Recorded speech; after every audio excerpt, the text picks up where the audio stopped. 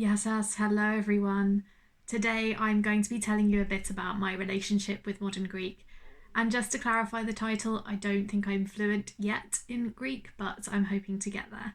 So, why did I choose modern Greek? It's kind of a niche language to learn, it's not one of the more popular ones, and there aren't so many resources. Well, I think it all comes back to my childhood love of myths and legends.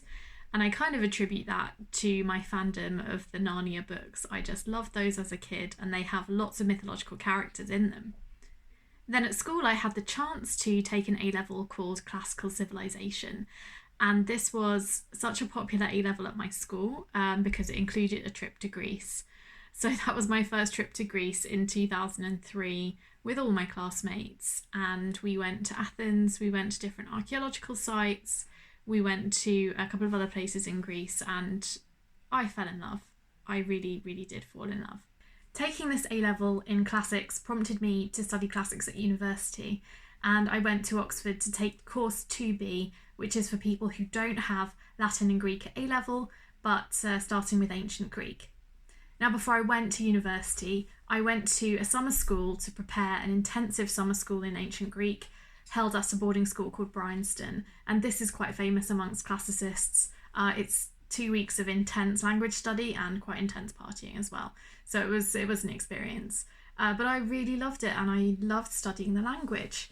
So when I got to Oxford, it was really exciting. I had intensive Greek classes every day with an amazing teacher called Juan. He was very memorable and so idiosyncratic. I really remembered everything he said, and I just loved studying the language, even though it was pretty tough.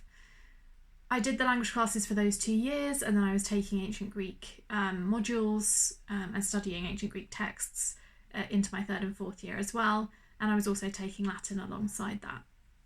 In my third year of university, I had a great opportunity. I saw a notice advertising a course being run by the BSA, the British Archaeological School in Athens. And I applied, and I went in the autumn of 2008 for a 3 week archaeological tour. And again, it was just so great to be in Greece. I was there with lots of other classicists from different universities, different walks of life, but we all had a shared passion for Greece and for classics. And we went to pretty much every archaeological site that you would want to go to in kind of Athens and Attica, and then down into the Peloponnese. And we just had a great time. We watched Mamma Mia a lot as well. While I was on this BSA course, it sounds weird, but it was the first time that I saw Greece as a living, breathing, modern country. Up until then, I'd been studying the history and I hadn't really grappled with it being a real place.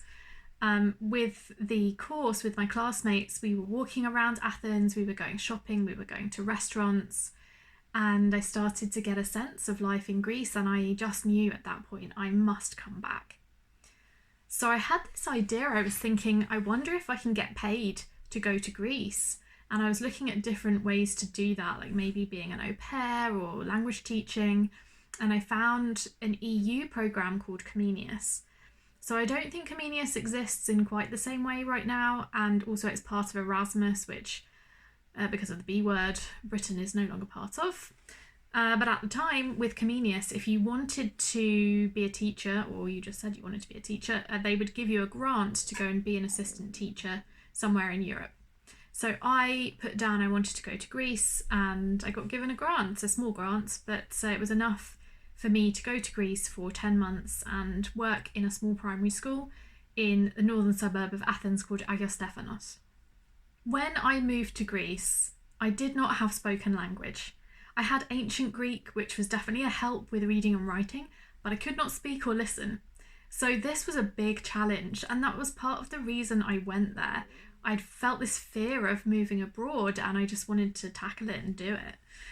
So it was a big learning curve. I was living with a host family, sort of with a host family. I was living in a bungalow in their garden, and the family didn't have very much English at all. So for the first couple of months, we really communicated with a weird combination of Greeklish and sign language. We sort of got by, but I had my mentor in the school, wonderful English teacher called Arati, who's still one of my closest friends. Because I was going into school every day and interacting with the kids and their learning, I was picking up the language just through immersion. I had the TV on all the time, I had the radio on all the time, and I was obviously going around Athens and the small village and town where I was living and working. So I was picking up the language. I also went to some classes at the Lykio των Ελληνίδων in Athens, in central Athens. So every week I would take the train from Athens down to Stathmos Larissis, and I would go then walk across the city for 20-30 minutes to get to my class. This is something that everybody thought was completely crazy, but as a Londoner I was like, I'll just walk through the city. If I don't make eye contact with people, I'll be fine. And I was fine. So that was my weekly lesson, and I was in this intermediate class. Now, the Lykio was set up for Greek women to bring them literacy in the 19th century, but nowadays, or at least at the time when I was going, they were offering free classes for immigrant women. So most of the other women who were going to the school were women from the Balkan countries, from Russia, some African, and they had been living and working in Athens for a couple of years. So they had fairly strong spoken Greek, but they weren't very good at reading or writing yet. Whereas I kind of had the opposite problem. My reading and writing were okay because of the ancient Greek background that I had, but I couldn't speak or listen at all. So what I got out of those classes was just having 2 to 3 hours of really concentrated speaking and listening, and I think that was a huge benefit for me. And that was 10 years ago that I went to Greece, so I've kind of kept my language going a little bit since then through a couple of main ways. The first main way is through dancing. So when I was in Greece, I started Greek traditional dancing. It's a bit of a niche hobby, but it's such a good one. I started Greek dancing, and I just knew when I came back to London that I would be able to find somewhere to learn it in London, because you can do anything in London. So I did find a group, the amazing Lyra Greek Dancers. I have to admit I am quite lazy and I don't speak Greek with my dance group every week, and I should. And when we are finally able to dance together again, I will speak more Greek. The other way that I've kept it up is through music.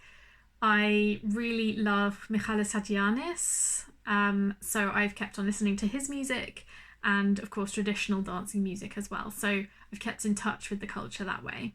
And I have tried to do bits and bobs of reading over time, but I think I've made a real breakthrough in the last few months. For the last few months, I've been really trying to put more energy into my Greek, and I've been trying to resurrect my speaking, my listening, and my reading. In terms of speaking, I've been working with a couple of people on italki, which is a great website if you want to find language tutors and conversation partners. So I have a conversation partner, Kostadinos, and he's great at English, so we do a little bit of exchange. We talk some English and we talk some Greek. I also have a tutor called Natasha, who is really friendly, and we have a great chat for about 45 minutes each week. Then for reading, I've been using Link. So Link is an app where you can import material and you can look up the vocabulary and record it as you go. So that's been a really, really useful way to read. I was doing something similar with my Kindle for French, but I found it difficult to set that up for Greek. So Link has been the perfect solution. For writing, I've not done as much. I've done little bits and bobs. And then for listening, I've been using podcasts mainly, trying to do some really focused listening to those. I'm going to make another video where I talk a bit more in detail about my specific methods and some of the resources that I've used, but I just wanted to give you an overview and a sense of how I've been trying to get my Greek to a higher level. I'd say that now I'm at a B2 level or approaching a B2 level in Greek, so I can hold a conversation with Natasha for 45 minutes. Sometimes do have to look up a couple of words if we get technical. I can understand quite a lot of material that I read. I do need to look up some vocabulary, especially if it's technical. Again, if it's about coronavirus, for example, reading the news, some of that vocabulary can get a bit scientific. But generally, I understand what I read. Where I think I need a lot more practice is in listening, and speaking always needs improvement. that was my little tour through my relationship with Greek. I'd like to make this video in Greek as well, so look out for that. I will show you my Greek level. And if you are learning modern Greek, I hope I've given you some ideas and some motivation and some encouragement. It is a beautiful language. It's not your typical language to learn. It's not a sort of global language, although there's a huge Greek diaspora. But it does unlock a wonderful and rich and warm culture that has really blessed my life to be in touch with it. So I would wholeheartedly recommend learning Greek. And what I want to get out of Greek for the rest of my life is to continue interacting with the wonderful culture of the Greeks.